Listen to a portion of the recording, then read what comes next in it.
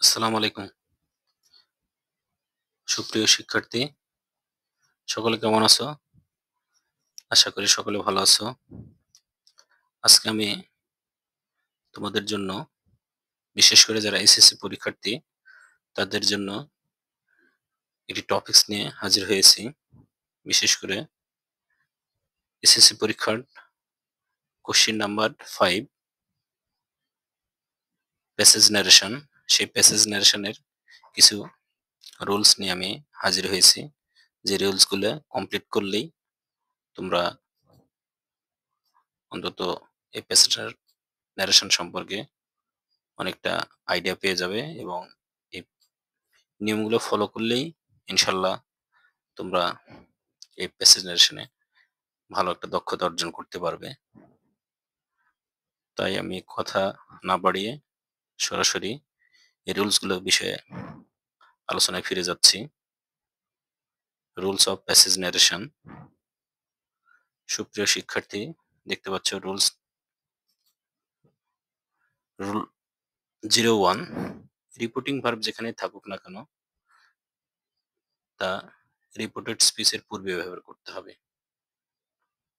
সুপ্রিয় শিক্ষার্থী, তাহলে এখানে একটা প্রশ্ন আসছে, এই রিপোর্টিং ভার্ব বা রিপোর্টেড স্পিচটা কি? আমার আত্মবিশ্বাস অনেকেই এই বিষয়টা অবগত আছো। রিপোর্টিং ভার্ব এবং রিপোর্টেড স্পিচ। রিপোর্টিং ভার্ব হচ্ছে যেটা ইনভার্টেড কমার বাইরের অংশকে বলা হয় রিপোর্টিং ভার্ব, আর রিপোর্টেড স্পিচ হচ্ছে ইনভার্টেড কমার ভিতরের অংশ। এই রিপোর্টিং ভার্বটা প্যাসেজ ন্যারেশনের অনেক সময় শুরুতে থাকে, কখনো মাঝে থাকে, কখনো আবার শেষে থাকে।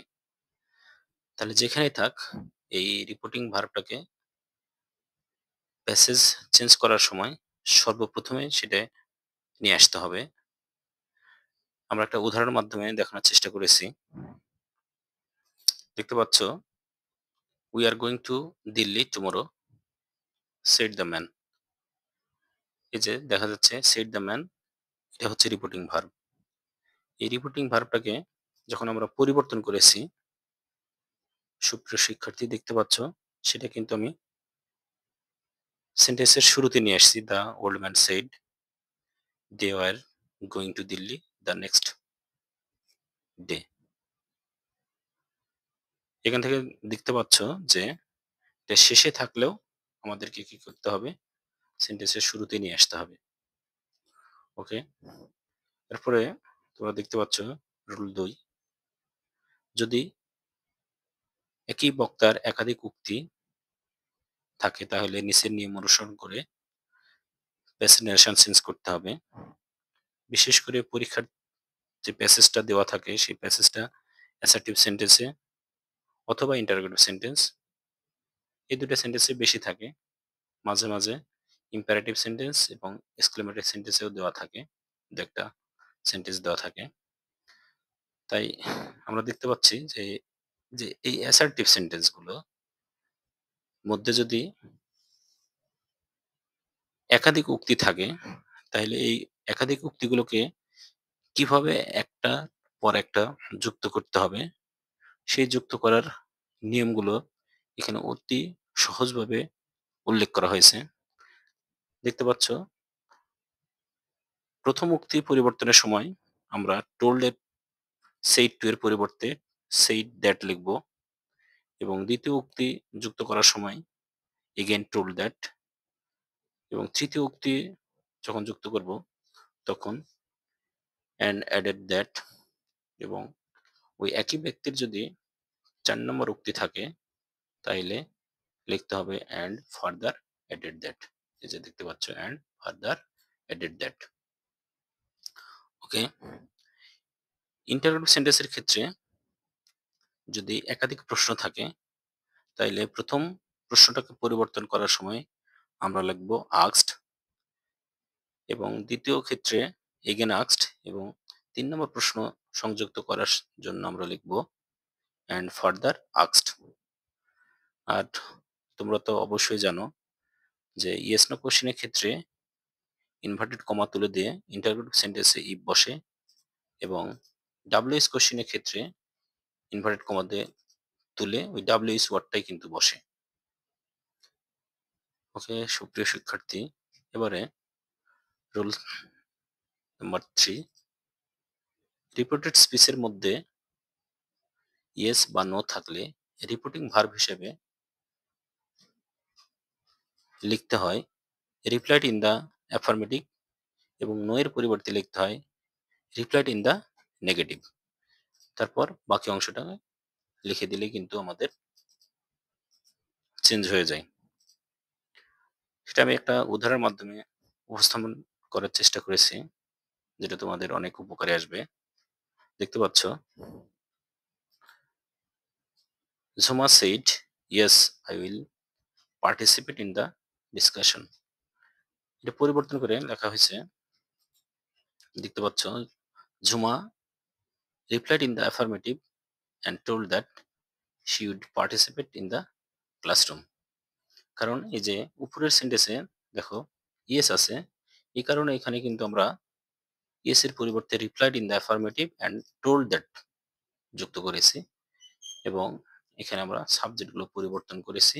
উইলের পরিবর্তে উড, উড যেহেতু মডেল ভার্ব সেহেতু তার পরবর্তীতে আর কোনো পরিবর্তন করা হয়নি। এরপরে রুল 4, রিপোর্টেড স্পিচের মধ্যে কোনো ব্যক্তি বা প্রাণীকে সম্বোধন সূচক সম্বোধন করা বোঝালে রিপোর্টিং ভার্বের পূর্বে reported addressing as brother, sister, sir, friend ইত্যাদি ব্যবহার করতে হবে।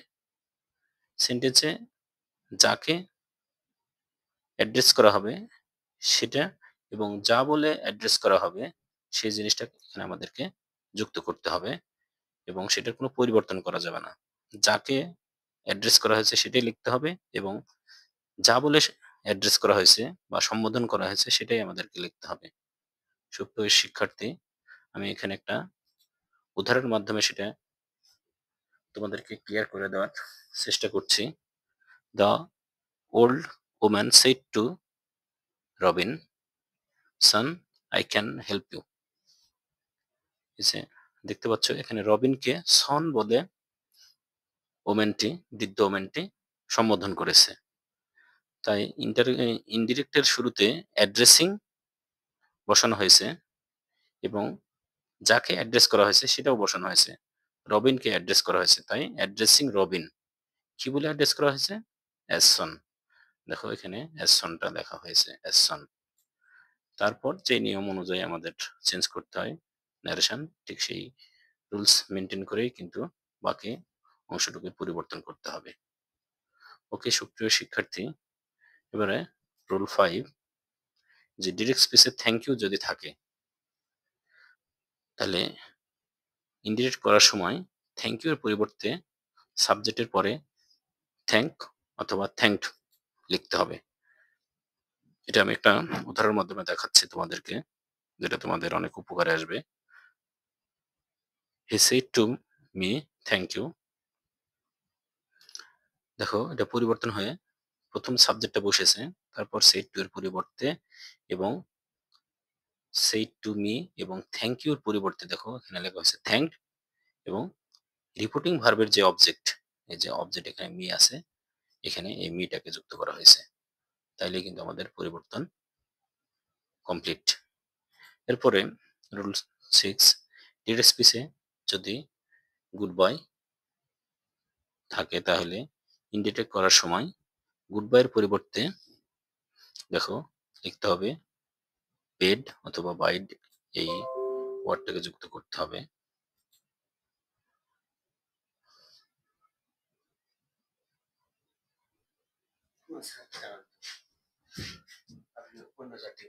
সমস্যা নেই।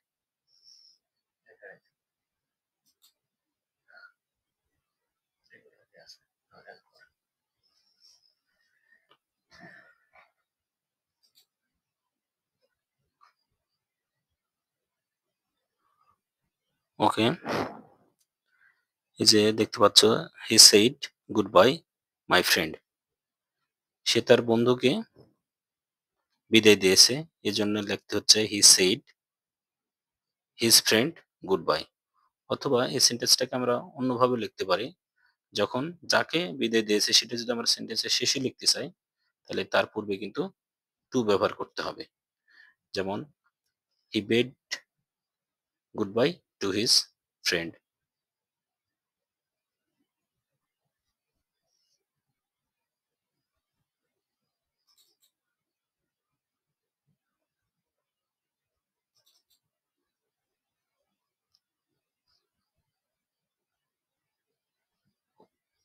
এরপর দেখতে পাচ্ছ রুল 7, কোনো সেন্টেন্সে যদি good morning, good evening, good bye, good night এগুলো থাকে, তাইলে এগুলোর পরিবর্তে সাবজেক্টের পরে উইশড এবং অবজেক্ট এবং গুড বাই বা গুড নাইট বা যেটা বলে বিদায় জানানো হয়েছে সেই বিষয়টাকে এখানে ইনক্লুড করতে হবে।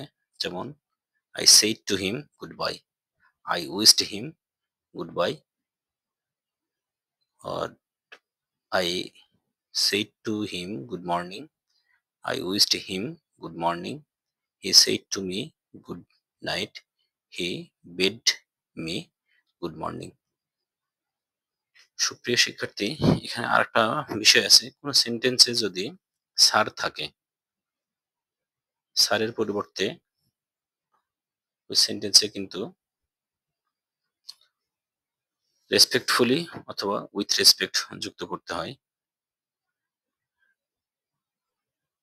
তোমরা এই নিয়মগুলো ফলো করবে এবং এই নিয়মগুলো ফলো করে বিভিন্ন বোর্ড কোশ্চেন যেগুলো আছে এই নিয়মগুলো অনুশীলন করে বোর্ড কোশ্চেনগুলো সলভ করবে, করে দেখবে তোমরা কতটা সহযোগিতা পেয়েছো এই নিয়মগুলোর মাধ্যমে। আর এই নিয়মগুলোর মাধ্যমে তোমরা যদি সামান্যটুকু সহযোগিতা পাও, তাহলে আমি নিজেকে ধন্য মনে করব। এবং যারা আমার এই ভিডিওটা দেখছো তারা অবশ্যই আমার এই ভিডিওটাকে ভালো ভালো কমেন্ট করবে এবং শেয়ার করে দিবে, যাতে অন্যরা ওই ভিডিওটা দেখে উপকৃত হতে পারে। সকলকে অসংখ্য ধন্যবাদ।